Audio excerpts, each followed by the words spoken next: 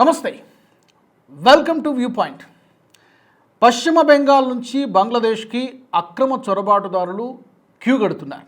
తాజాగా మనకి ఎక్కడ చూసినా కూడా ఈ బోర్డర్ ప్రాంతంలో ఉన్నటువంటి చెక్ పోస్టులన్నీ కూడా కిటకిటలాడుతూ కనిపిస్తున్నాయి, జనంతో నిండిపోయి కనిపిస్తున్నాయి. పర్టికులర్గా ఈ కోల్కతా, కూచ్ బిహార్, జల్పాయిగురి, అలాగే 24 పరగనాస్ జిల్లా అంటారు, సిలిగురి, ఇలాంటి బోర్డర్ చెక్ పోస్టుల దగ్గర ఎక్కడ చూసినా కూడా ఈ బంగ్లాదేశీ చొరబాటుదారులు గుంపులుగా కనిపిస్తున్నారు. వాళ్ళ స్వదేశాలకు వెళ్ళిపోవడానికి సిద్ధమవుతూ ఉన్నారు. అనధికారికంగా వస్తున్నటువంటి సమాచారం ఏంటంటే, కొత్త ప్రభుత్వం వచ్చిన తర్వాత సువేందు అధికారి సీఎంగా ఛార్జ్ తీసుకున్న తర్వాత ఇప్పటికే దాదాపుగా ఒక 10 నుంచి 15 లక్షల మంది వెళ్ళిపోయారు. మరొక 10-15 లక్షల మంది వరకు కూడా సిద్ధంగా ఉన్నారు, వెళ్ళిపోవడానికి పెట్టే బేడ సర్దుకుంటూ ఉన్నారు. ఇది అనఫిషియల్ ఇన్ఫర్మేషన్. ఎందుకంటే ఈ లెక్కలు ప్రభుత్వం అధికారికంగా చెప్పదు. ఎందుకంటే వాళ్ళు రావడం కూడా అధికారికంగా ఏమి రాలేదు, దొంగదారిని వచ్చారు, బోర్డర్ దాటొచ్చారు, నదీ మార్గాల ద్వారా వచ్చారు, సొరంగ మార్గాల ద్వారా వచ్చారు. కాబట్టి ఇప్పుడు వెళ్ళడం కూడా అదేవిధంగా అనధికారికంగానే తప్పక వెళ్ళాల్సినటువంటి పరిస్థితి, అనివార్యమైనటువంటి పరిస్థితి కనిపిస్తోంది. ప్రస్తుతం అదే ప్రాసెస్ జరుగుతోంది. దీన్ని push back, operation push back అని కూడా చెప్తున్నారు అఫీషియల్గా. అంటే గతంలో ఈ ప్రాసెస్ని కొంచెం సింప్లిఫై చేసినట్టుగా కనబడుతోంది. సో మొత్తం మీద ఒక అంచనా ప్రకారం ఒక 2 కోట్ల మంది వరకు కూడా ఈ బంగ్లాదేశీ చొరబాటుదారులు ఉన్నారు అనుకుంటే గనక, అందులో 30 లక్షల మంది గనక వెళ్ళిపోతే, బహుశా ఇప్పటికి 15 లక్షల మంది వరకు వెళ్ళినట్టుగా తెలుస్తోంది. మరొక 15 లక్షల మంది కనుక ఇక్కడి నుంచి ఖాళీ చేసి వెళ్ళిపోతే ఒక 15% ఈ చొరబాటుదారులు దేశం విడిచి వెళ్ళినట్టుగానే భావించాలి. ప్రక్షాళన అయితే చాలా వేగంగా జరుగుతోంది, పెట్టేబేడ సర్దుకుంటున్నారు. నిజానికి వీళ్ళందరూ కూడా ఎలా వచ్చి సెటిల్ అయ్యారంటే, ఒక వ్యవస్థీకృతంగా, ఒక సిస్టమేటిక్గా ఇది బిల్డ్ చేసుకుంది గతంలో ఉన్నటువంటి ప్రభుత్వాలు. అది మమతా బెనర్జీ ప్రభుత్వం కానీ అంతకుముందు ఉన్నటువంటి ప్రభుత్వాలు కూడా ఒక సిస్టమేటిక్గా ఈ యొక్క వ్యవస్థను బిల్డ్ చేశారు, తమ ఓటు బ్యాంక్ని బిల్డ్ చేసుకున్నారు. ఎలా జరుగుతుందంటే, మామూలుగా ఒక 5,000 ఇస్తే, ఒక లంచం ఇస్తే చాలు, ఇక్కడ స్థానికంగా ఉన్నటువంటి వాళ్ళకి 5,000 నుంచి 20,000, 25,000 ఇచ్చేస్తే చాలు, నీకు బోర్డర్ దాటించేస్తాం. ఇక బోర్డర్ దాటిన తర్వాత నీ పాటలు ఏమో పడు, అక్కడ నెమ్మదిగా ఏదో చిన్న వ్యాపారాలు చేసుకోవడం, లేకపోతే ఏదో కూలీ పనులు చేసుకోవడం, రకరకాలుగా ముందు అక్కడ స్థానికంగా సెటిల్ అయ్యేటువంటి ప్రయత్నం చేస్తారు. అంటే ఒక 20,000 రూపాయలు ఖర్చు పెడితే చాలు, ఒక 10,000 రూపాయలు ఖర్చు పెడితే చాలు, బంగ్లాదేశ్ నుంచి వచ్చి భారత్లో స్థిరపడిపోవచ్చు. ఇలా వచ్చినటువంటి వాళ్ళు లక్షల్లో, కోట్లలో ఉన్నారు. ఇప్పుడు ఈ చెత్తంతా కూడా బయటికి వెళ్ళిపోతూ ఉంది. ఇప్పటికే నేను చెప్పినట్టుగా ఒక 30 లక్షల మంది వరకు కూడా వెళ్ళేటువంటి, ఒక 15 లక్షల వరకు వెళ్ళారు, మరొక 15 లక్షల మంది వెళ్ళడానికి సిద్ధంగా ఉన్నారు. ఎందుకు ఖాళీ చేసి వెళ్ళిపోతున్నారు, ఎందుకు అనివార్యమైనటువంటి పరిస్థితి వచ్చిందంటే కనుక, ఫస్ట్ ఆఫ్ ఆల్ ఇది SIRతో మొదలైనటువంటి ప్రక్రియ, స్పెషల్ ఇంటెన్సివ్ రివిజన్. SIRలో భాగంగా మనకు తెలుసు, సుమారుగా ఓవరాల్గా చూసుకుంటే 91 లక్షలకు పైగానే ఓట్లు తీసేశారు రకరకాల కారణాలతో. అందులో వీళ్ళలో చాలామంది పేర్లు ఓటర్ జాబితా నుంచి తొలగించారు. దాదాపుగా ఒక 50 నుంచి 51 లక్షల మంది వరకు కూడా ఉండవచ్చు. ఈ అక్రమంగా వచ్చినటువంటి వాళ్ళే ఎక్కువ మంది ఉన్నారు, పర్టికులర్గా మనం వెస్ట్ బెంగాల్ గురించి మాట్లాడుకుంటే. సో ఓటు హక్కు ఎప్పుడైతే లేదో, ఓటు హక్కు లేని వాడికి అక్కడ వాల్యూ లేదు. ఇప్పుడు ఇన్ని రోజులు కూడా వీళ్ళని ప్రొటెక్ట్ చేస్తూ, వీళ్ళని కాపాడుకుంటూ వచ్చింది దేనికి? మమతా బెనర్జీ ప్రభుత్వం, TMC సర్కార్ వీళ్ళకి నకిలీ ఆధార్ కార్డులు సృష్టించి, ఓటర్ కార్డులు ఇచ్చి, వీళ్ళకు ఒక షెల్టర్ ఇచ్చి, ఉపాధి కల్పించి, ఇదంతా వ్యవస్థీకృతంగా సిస్టమేటిక్గా చేసింది దేనికి? వాళ్ళ ఓటు కోసం. ఇప్పుడు ఆ ప్రభుత్వం, ఆ ఎకో సిస్టమ్ మొత్తం కూడా కొలాప్స్ అయిపోయింది. కొలాప్స్ కావడంతో ఇప్పుడు ఓటు హక్కు పోయింది. ఓటు హక్కు పోయిన తర్వాత ఇక వీళ్ళని పట్టించుకునేటువంటి నాదులు ఎవడు కనీసం వాళ్ళ వైపు చూడరు. సో ఓటు హక్కు లేకపోతే ఇప్పుడు లోకల్గా ఉన్నటువంటి రాజకీయ నాయకులు కూడా పట్టించుకునేటువంటి పరిస్థితి లేదు. సో తద్వారా దేశం దాటి వెళ్ళక తప్పదు. దీంతో పాటు మరొక ముఖ్యమైనటువంటి కారణం ఏంటంటే, కేంద్ర ప్రభుత్వం ఇటీవల కాలంలో సుమారుగా దేశవ్యాప్తంగా, not only in west Bengal, దేశవ్యాప్తంగా ఒక 6,60,00,000 అంటే సుమారుగా 6.5 కోట్ల రేషన్ కార్డుల్ని తొలగించింది. రకరకాల కారణాలతో తప్పుడు వాళ్ళు అర్హులు కానటువంటి వాళ్ళకి ఇష్యూ చేసేశారు. 6.5 కోట్ల మంది, ఇంకా పైగానే చెప్పాలంటే 6,60,00,000 మంది రేషన్ కార్డుల్ని తీసేసింది. ఇది ఎక్కువగా ఎక్కడ జరిగిందంటే బెంగాల్ అండ్ అస్సాంలో జరిగింది. సో రేషన్ కార్డులు పోయినాయి, ప్రొటెక్షన్ షీల్డ్ ఏదైతే అనుకుందో ఆ ప్రొటెక్షన్ షీల్డ్ కూడా పోయింది.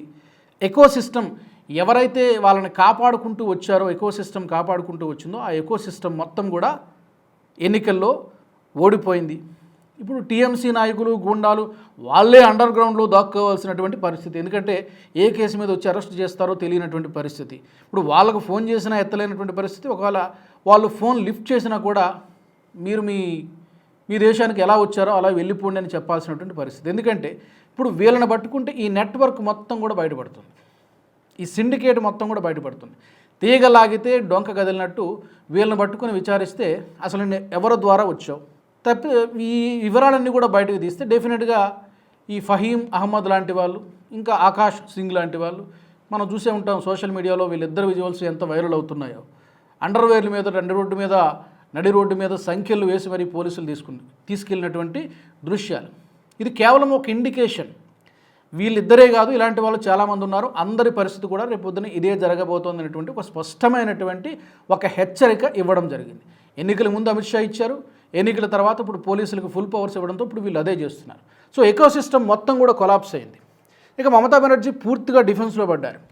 తమ పార్టీ నాయకుల నుంచి ఏ విధంగా కాపాడుకోవాలో నాయకుల్ని, కార్పొరేటర్లు రాజీనామాలు చేస్తున్నారు, ఎమ్మెల్యేలు పక్కచూపులు చూస్తున్నారు, సమావేశాలకు హాజరు కావడం లేదు. తాజాగా ఒక ఎంపీ సభ్యత్వానికి రాజీనామా చేయలేదు, కానీ పార్టీ పదవులన్నిటికీ కూడా రాజీనామా చేశారు. సో తమ కేడర్ని కాపాడుకోవడానికి, నాయకులను కాపాడుకోవడానికి మమతా బెనర్జీకి టైం సరిపోవట్లేదు. కాబట్టి పూర్తిగా డిఫెన్స్లో పడిపోయినటువంటి పరిస్థితి. ఈ టీఎంసీ నాయకులు, గుండాలందరూ కూడా అండర్ గ్రౌండ్లోనే ఉన్నారు. సో ఈ నెట్వర్క్ను కాపాడుకోవడానికి అంటీ ముట్టినట్టుగా మీ దారిని మీరు పొండి అని చెప్పి వీళ్ళందరినీ కూడా వదిలేస్తున్నారు. సో ఈ ఫలితమే ఈరోజు మనం చూస్తున్నటువంటి ఈ విజువల్స్ అన్నీ కూడా. ఈ బోర్డర్లో ఉన్నటువంటి చెక్ పోస్టుల దగ్గర రష్, ఈ జన సమూహాలన్నీ కూడా దీని కారణంగానే కనిపిస్తుంది. ఇక్కడ మనం బ్రతకలేనటువంటి పరిస్థితి కనబడుతోంది. ఫుడ్ పోయింది, రేషన్ కార్డులు కూడా పోయినాయి, ప్రొటెక్షన్ లేదు. సో ఇక బండి నడవదు అనేటువంటి విషయం అర్థమవుతోంది. గతంలో సుప్రీంకోర్టు ఏదైతే మాట చెప్పిందో భారత్ ధర్మసత్రం కాదు, ఎస్ నిజమే. ఇప్పుడు అదే మాట ఇక్కడ సువేందు అధికారి కూడా చెప్తున్నారు. ఇక్కడ దశాబ్దాలుగా 5 ఏళ్ళుగా 10 ఏళ్ళుగా 15 ఏళ్ళుగా స్థిరపడిపోయి భారతీయ పౌరులు కానటువంటి వాళ్ళు కూడా అప్పనంగా ఇక్కడ మన ప్రభుత్వ పథకాల్ని ఎంజాయ్ చేస్తున్నారు, అనుభవిస్తున్నారు. ఇక ఆ కాలం అయిపోయింది, ఆ జమానా అయిపోయింది. ఇక్కడ కొత్త శకం మొదలైంది. ఈ కొత్త సిస్టంలో, కొత్త శకంలో వీళ్ళకు చోటు లేదు, తప్పనిసరిగా వెళ్ళిపోవాల్సిందే. 3D formula, detect, delete and deport. ఈ 3D ఫార్ములా సువేందు అధికారి చాలా స్ట్రిక్ట్గా అమలు చేస్తున్నారు. డిటెక్ట్ అంటే ముందుగా ఇలాంటి వాళ్ళని గుర్తించడం, ఎవరెవరైతే అక్రమంగా దొంగచాటుగా వచ్చి ఇక్కడ సెటిల్ అయిపోయారో ముందుగా వాళ్ళని డిటెక్ట్ చేయాలి. నెక్స్ట్ ఏం జరగాలి, డిలీట్ చేయాలి. వాళ్ళ పేరు మీద ఏమైనా ఈ గుర్తింపు కార్డులు ఉంటే, పర్టికులర్గా ఈ ఓటర్ కార్డులు, ఆధార్ కార్డులు ఇలాంటివి ఏమైనా ఉంటే, ఫేక్ ఉంటే వాటిని డిలీట్ చేయాలి. అండ్ నెక్స్ట్ జరగాల్సిన ప్రాసెస్ ఏంటి, డిపోర్ట్ చేయాలి. వాళ్ళని బీఎస్ఎఫ్కి అప్పగించేసి దేశం దాటి అదే ఇప్పుడు ఆపరేషన్ పుష్ బ్యాక్ అని చెప్తూ ఉన్నారు. అఫీషియల్గా కాకపోయినా అన్అఫీషియల్గా జరుగుతుంది ఆపరేషన్ పుష్ బ్యాక్. సో దీనికి తోడు బీఎస్ఎఫ్ కూడా చాలా గట్టిగానే పహారాగా వస్తుంది. గతంలో కూడా చేశారు, ఇప్పుడు మరింత కఠినంగా చేస్తున్నారు.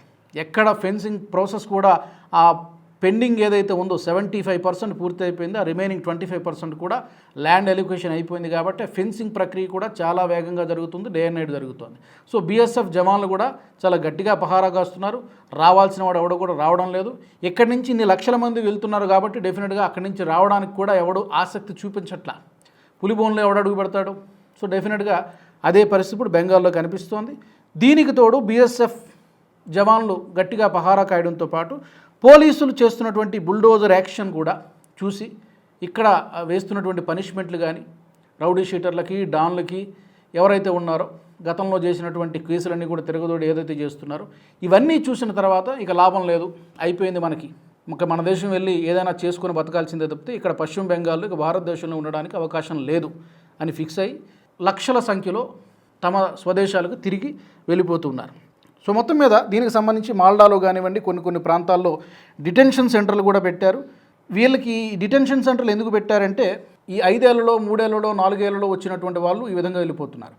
ఎవరైతే 15 ఏళ్ళు 10 సంవత్సరాలు దాటి వచ్చి ఇక్కడ ఆల్రెడీ కొన్ని పత్రాలను సంపాదించుకున్నారో, ఫేక్ డాక్యుమెంట్స్ సృష్టించుకున్నారో అలాంటి వాళ్ళని కొంచెం వెనక్కి పంపడానికి కొంత సమయం పడుతుంది. వాళ్ళ కోసం కొంచెం సమయం పడుతుంది. బహుశా మేబీ ఒక సంవత్సరం 2 సంవత్సరాలు పట్టొచ్చు. ఎందుకంటే ఇలాంటి వాళ్ళు చాలామంది ఉంటారు. వాళ్ళని గుర్తించడము, అవి ఫేక్ అని రుజువు చేయడానికి కొంత సమయం పట్టేటువంటి అవకాశం ఉంది. కాబట్టి అలాంటి వాళ్ళ కోసం డిటెన్షన్ సెంటర్లు కూడా పెట్టారు.